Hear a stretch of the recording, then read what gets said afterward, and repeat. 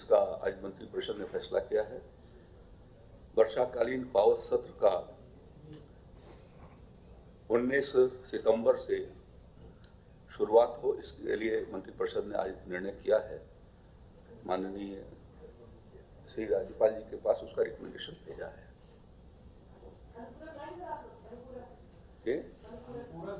अब ये इंतजार करिए सब, आप एक ही दिन में क्यों पूछ रहे हैं?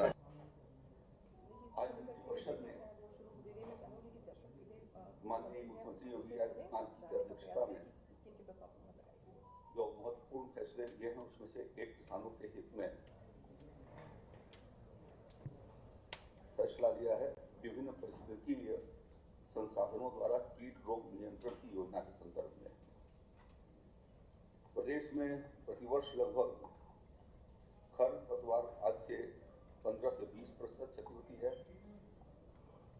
30% जो क्षति होती है उसमें 26% रोगों से, 30% कीटों से, 7% भंडारण के कीटों से, 6% चूहों तथा 8% अन्य कारक उसके भीतर शामिल है।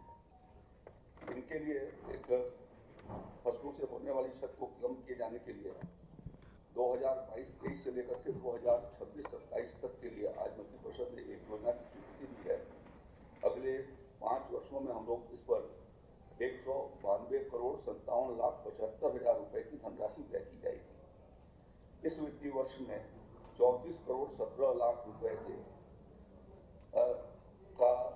किसानों को इसमें लाभ दिया जाएगा।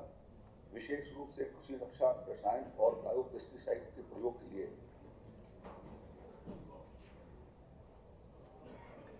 पर्यावरण संरक्षण और विष रहित खाद्यान्न किसानों को उत्पादन हो सके, इसके लिए बायो पेस्टिसाइड और बायो एजेंट्स पर यह हमारी यहाँ राज्य की 9 IPM प्रयोगशालाएं हैं जहाँ पर इनका निर्माण किया जाता है, उत्पादन किया जाता है। उसमें 75% अनुदान पर उनको उपलब्ध कराया जाएगा, जिसमें ट्राइकोडर्मा और ब्यूवेरिया बेसियाना और बायो एजेंट्स शामिल हैं। दूसरा, खरपतवार कीट रोग नियंत्रण के लिए एकीकृत नाशी जीव प्रबंधन के लिए इसमें बीज शोधन के रसायन भी उनको उपलब्ध करवाए जाएंगे।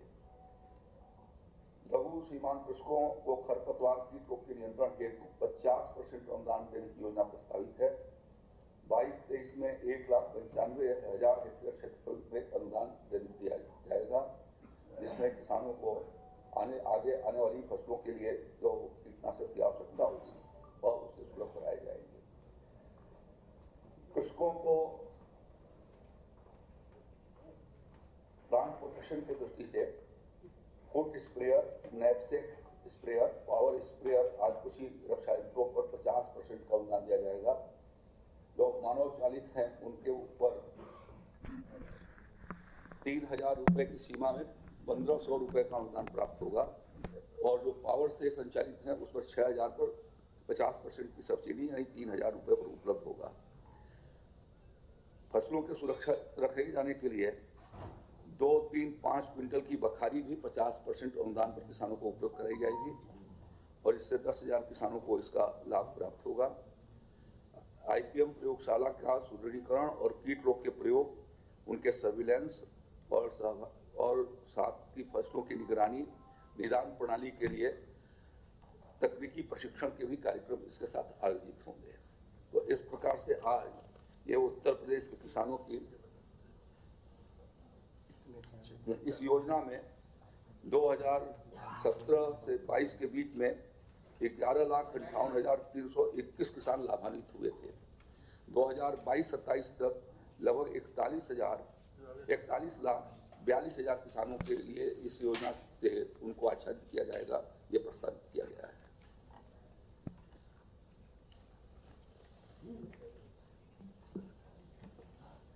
नगर विकास विभाग का एक प्रस्ताव, एक नहीं बल्कि 12 प्रस्ताव पास हुए हैं, जिनमें 4 नए नगर निकायों के, नगर पंचायतों के गठन का प्रस्ताव था, जिसमें कुशीनगर की मथौली, देवरिया जिले की हेतिमपुर जो माननीय शाही जी के क्षेत्र में आता है, इनका बहुत आग्रह भी था, अयोध्या की मां कामाख्या, ये गांव सुनवा है, लेकिन वहाँ चूंकि मां कामाख्या का प्रसिद्ध मंदिर है, इसलिए मां कामाख्या के नाम पे इस निकाय का नाम, नगर पंचायत का नाम रखा जा रहा है। फर्रुखाबाद की संकिसा, इस प्रकार 4 नगर निकायों का, नगर पंचायतों का नया गठन हो रहा है। और इन आपको याद होगा कि जुलाई के पहले 734 नगर निकाय हुआ करते थे, जिनमें 19 नए जुड़े और एक रामनगर बनारस का रद्द हुआ तो 752 रह गए थे। और आज के 4 निकायों के साथ, नवगठित निकायों के साथ कुल संख्या 756 हो जाती है। जहां विस्तार हुआ है उनमें पुनः देवरिया माननीय शाही जी का यहाँ भी बहुत इंटरेस्ट था और इनकी काफ़ी मार्गदर्शन मिला। उसमें देवरिया का नगर पालिका परिषद का हम लोगों ने सीमा विस्तार किया है और अलीगढ़ नगर निगम की सीमा का भी विस्तार किया गया है। जिन नगर पंचायतों का सीमा विस्तार हुआ है उसमें बांदा जिले की बिसंडा है, बाराबंकी जिले की रामनगर है, शाहजहांपुर की अल्हागंज है, कुशीनगर की रामतोला है, लखीमपुर खीरी की धौरहरा है और फर्रुखाबाद की कंपिल है। कंपिल और विशेष रूप से मां कामाख्या का जो है वो बहुत ही प्रसिद्ध ये जगह है। हाँ, मतलब पुरानी एक संकिसा भी एक पुरातन सिटी है। कंपिल, जैसा मैंने कहा कि एक प्राचीन और पर्यटन के स्थल हैं। अयोध्या की मां कामाख्या बहुत ही प्रसिद्ध मंदिर है। तो इन 3 विशेष क्षेत्रों के विकास और सामान्य रूप से शहरीकरण की प्रक्रिया को, माननीय मुख्यमंत्री जी की मंशा अनुसार शहरीकरण की प्रक्रिया को तेज करने के लिए, और आप सबको मालूम है कि देश के और प्रदेश की अर्थव्यवस्था में शहरी क्षेत्रों का बहुत योगदान होता है, तो हम उस योगदान को और भी बेहतर कैसे बढ़ावें, कैसे उसको हम और भी गति दें, इस आशय से इन नए नगर निकायों का गठन और सीमा विस्तार किया गया है। एक सवाल था कि उत्तर प्रदेश सरकार निकायों को स्वावलंबी बनाने के लिए इस दिशा में प्रयास कर रही है, क्योंकि पिछली अगर देखा जाए ट्रैक रिकॉर्ड निकाय जो है बहुत नुकसान में रहे। भारत सरकार से लोगों को ग्रांट मिलता था प्रदेश सरकार से, तो अभी निकायों को अपने पैरों पे खड़ा होने के लिए, उनके आय में सुदृढ़ बनाने के लिए इस दिशा में क्या? निकायों को हर प्रकार से उनकी कैपेसिटी, उनकी क्षमता में वृद्धि करने का चौतरफा प्रयास किया जा रहा है।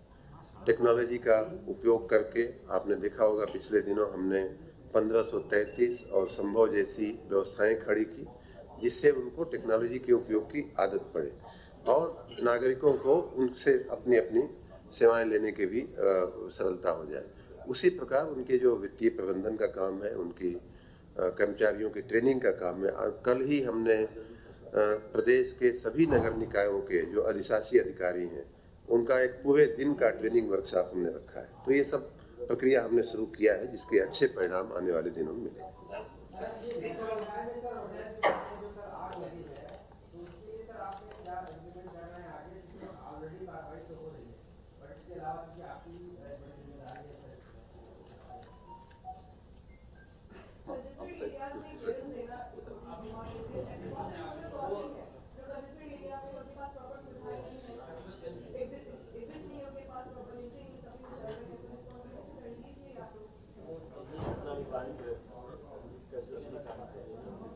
इसकी हम अलग से बात करेंगे और इसकी विशेष हम लोग चिंता भी करेंगे। एक महत्वपूर्ण जानकारी आपको दूं, जिसका आज मंत्रिपरिषद ने फैसला